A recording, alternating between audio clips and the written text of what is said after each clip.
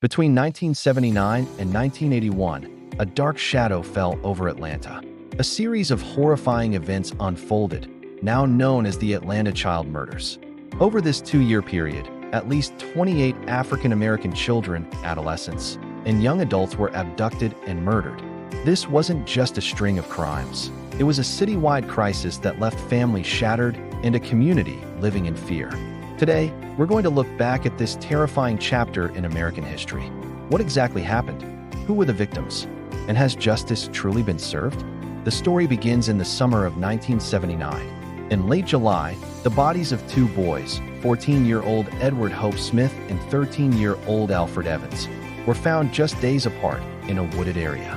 Initially, police didn't connect the two cases, but as the months went on, more children started disappearing. Milton Harvey, 14, vanished in September. Yusef Bell, just 9 years old, went missing in October. The pattern was horrifyingly clear. Young, black children were being targeted.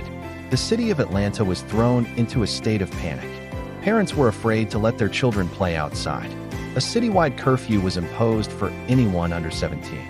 The community organized patrols, volunteers searched abandoned buildings and wooded areas, and green ribbons started appearing everywhere, tied to trees, mailboxes, and car antennas, as a symbol of hope for the safe return of the missing children. It was a city under siege, not by an army, but by an unseen, unknown predator. The list of victims kept growing, each name a heartbreaking story. Latanya Wilson, only 7 years old. Aaron Weish, 10. Angel Lanier, 12. The victims were mostly boys, but girls were not safe either.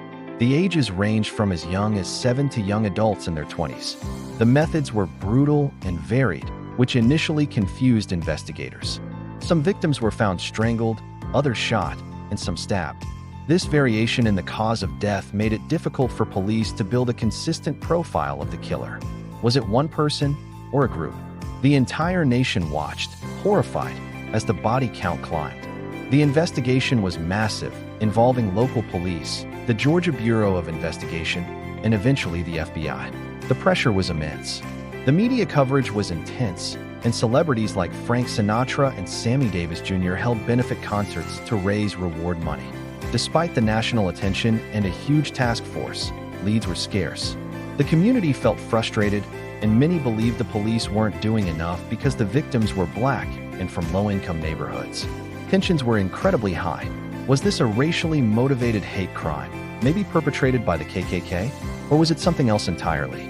As the investigation stretched into 1981, the focus shifted to the city's rivers.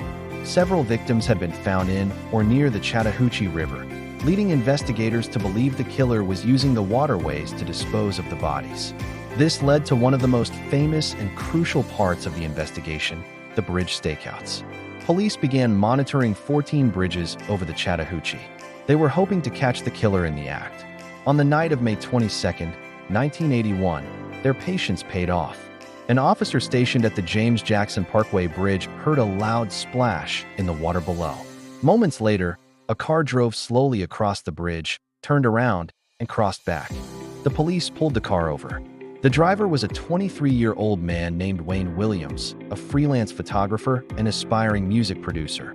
Initially, they had nothing to hold him on, so they let him go after questioning. But they had a name and a new prime suspect. 2 days later, the body of 27-year-old Nathaniel Cater was pulled from the river, not far from that very bridge. Now, investigators had a direct link. They started digging into Wayne Williams's life. And what they found was fascinating and deeply disturbing. Fibers were a key piece of the puzzle. Unusual greenish-yellow carpet fibers and fibers from a dog were found on many of the victims.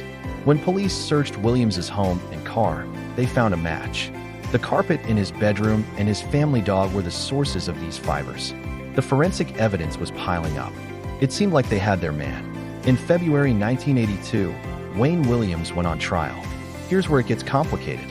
He was only officially charged with the murders of two adults, 27-year-old Nathaniel Cater and 21-year-old Jimmy Ray Payne. The prosecution's strategy was to use pattern evidence. They presented evidence from 10 of the other child murder cases to show a pattern of behavior, linking Williams to them through the fiber evidence and his known whereabouts. The defense argued that the evidence was purely circumstantial. Williams himself took the stand, coming across as arrogant and combative, which did not help his case. After a 2-month trial, the jury found him guilty. He was sentenced to 2 consecutive life sentences. After the verdict, the Atlanta police announced that they were closing the book on 22 of the 28 cases, attributing them all to Wayne Williams, even though he was never tried or convicted for them. For the city of Atlanta, and for the nation, it seemed like the nightmare was over. The green ribbons came down, and the city tried to heal. But for many of the victims' families, the story was far from over. Doubts lingered. How could one man be responsible for so many crimes with such varied methods? Many families never believed Williams was the killer, or at least, not the only one. Some theories pointed back to the KKK. An investigation had uncovered a white supremacist group that had discussed plans to kill black children to start a race war. But this lead was never fully pursued after Williams's arrest.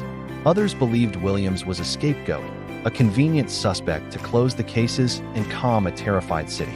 These doubts and unanswered questions have haunted Atlanta for decades. The families of the lost children continued to fight for answers.